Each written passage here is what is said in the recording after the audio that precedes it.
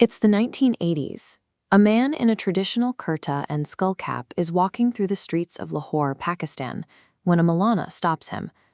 The cleric looks closely at the man's face, his eyes narrowing. He points out a tiny detail.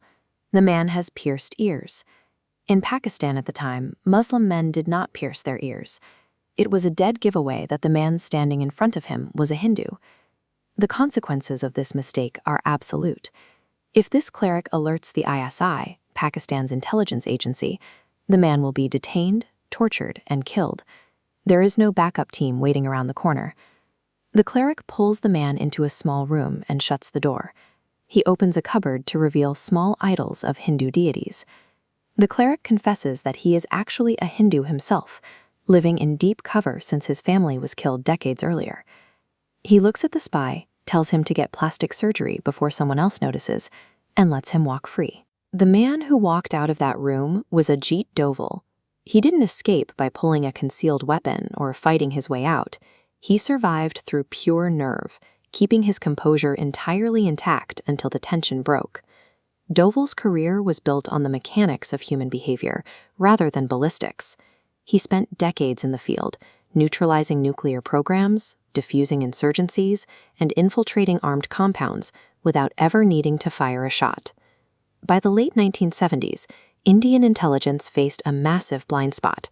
They suspected Pakistan was secretly developing a nuclear bomb at the highly secure Kahuta Research Center with help from China. Suspicions, however, don't build international pressure. India needed physical proof. The Intelligence Bureau sent Ajit Doval. To bypass counterintelligence, he executed a strategy of deep assimilation.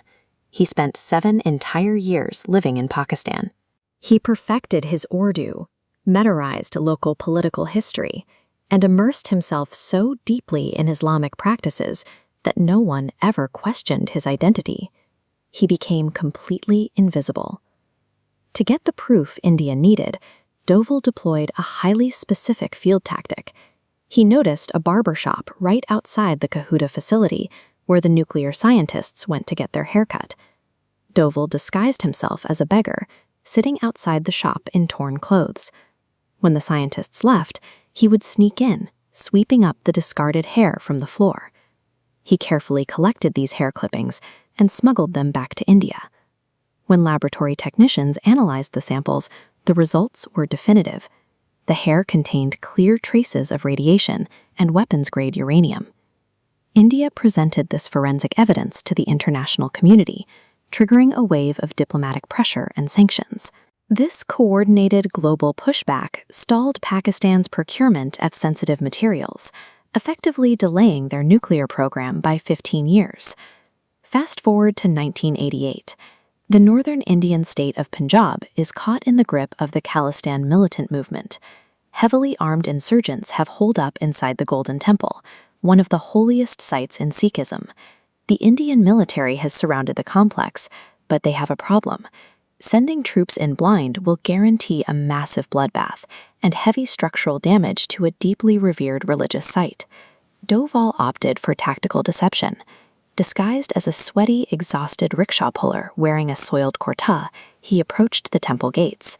He spoke to the militants guarding the entrance, convincing them he was an ISI agent sent directly from Pakistan to assist their cause. They let him right in. He spent days living inside the complex alongside the insurgents. He mapped their exact weapon caches, charted their troop positions, and identified their blind spots. He memorized the entire internal layout and managed to get this intelligence fed directly to the National Security Guard waiting outside. When Operation Black Thunder finally launched, the strike teams knew exactly where to hit and where to avoid. By replacing a blind assault with mapped intelligence, Doval's deception minimized casualties and kept the temple's main structures secure. By 1990, the Kashmir Valley was paralyzed. Pakistan-sponsored militancy was at its absolute peak. Violent clashes were a daily reality, and the Indian government considered holding democratic elections in the region entirely impossible.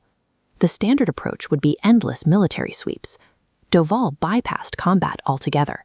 He sought out Kuka Pare, a prominent local militant leader who commanded his own private army with ISI backing, and sat down to negotiate. Doval offered Pare an exit strategy: government protection, weapons training, and a guaranteed path to a seat in the state assembly.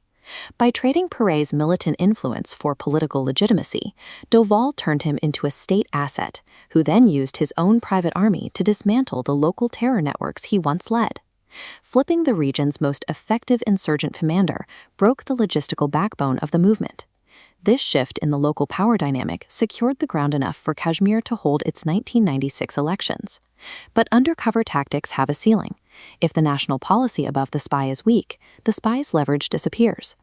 This reality hit Doval in December 1999, with Indian Airlines Flight IC-814 sitting on the tarmac in Taliban-controlled Kandahar.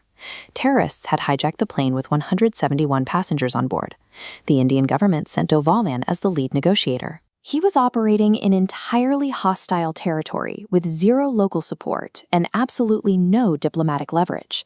He negotiated day and night for a week, managing to drop their initial demands for cash and 100 prisoners. But because India lacked a proactive military option, they were eventually forced into a corner. To save the passengers, India released 3 major terrorists, including Masood Azhar, the man who would go on to orchestrate the Pulwama attacks decades later. That concession cemented a hard truth for Doval. He concluded that India's habit of playing defense left it inherently vulnerable. To survive, the state had to stop reacting to attacks and start preempting them. In 2014, the deep cover operator who spent his life operating in the shadows was appointed as India's national security advisor.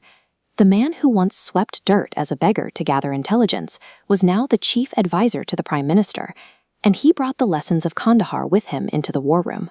Under his counsel, India's posture shifted toward a doctrine of offensive defense.